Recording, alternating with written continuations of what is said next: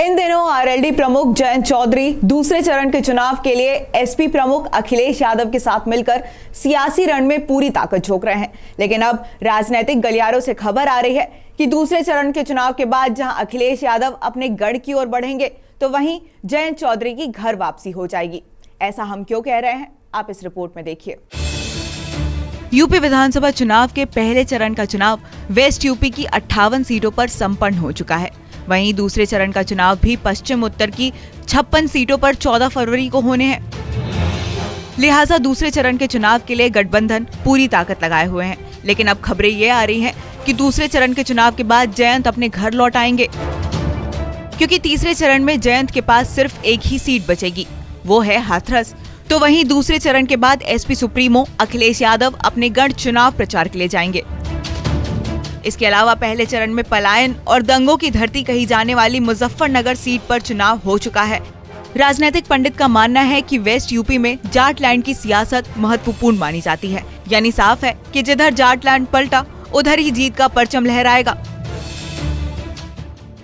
बता दें कि इस विधानसभा चुनाव में गठबंधन की जोड़ी अभी तक खूब जमी है। भले ही अखिलेश यादव और जयंत चौधरी के बीच सीटों के बंटवारे को लेकर चर्चा काफी लंबी खींची हो, लेकिन चुनावी बिगुल बजते ही दोनों ही नेताओं ने हाथ मिला लिया और दावा किया कि यूपी में गठबंधन की सरकार ही बनेगी।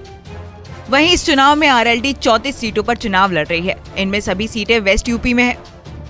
मथुरा की मांड सीट और बिजनौर की सदर सीट पर भी विवाद हुआ, लेकिन मांड पर दोनों ही पार्टियों के प्रत्याशियों ने नामांकन दाखिल कर दिया। हालांकि बाद में जयंत चौधरी के कहने पर आरएलडी के प्रत्याशी को पीछे हटना पड़ा। तो वहीं बिजनौर की सदर सीट पर अखिलेश पीछे हट गए।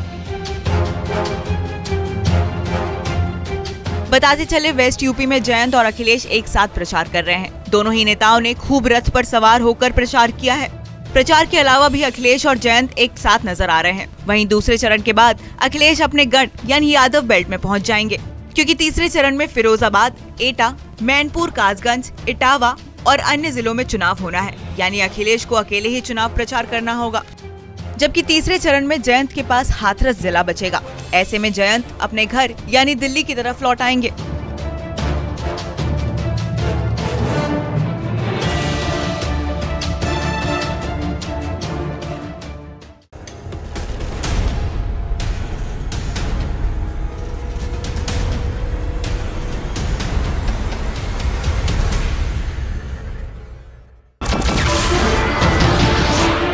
नमस्कार, मैं हूं मानक गुप्ता। अगर आपको हमारा ये वीडियो पसंद आया हो तो इसे लाइक और शेयर जरूर करें, और हाँ, हमें सब्सक्राइब और फॉलो करना ना भूलें, ताकि आप देश और दुनिया की कोई खबर मिस ना करें। तो जुड़े रहिए हमारे साथ और देखते रहिए न्यूज़ 24।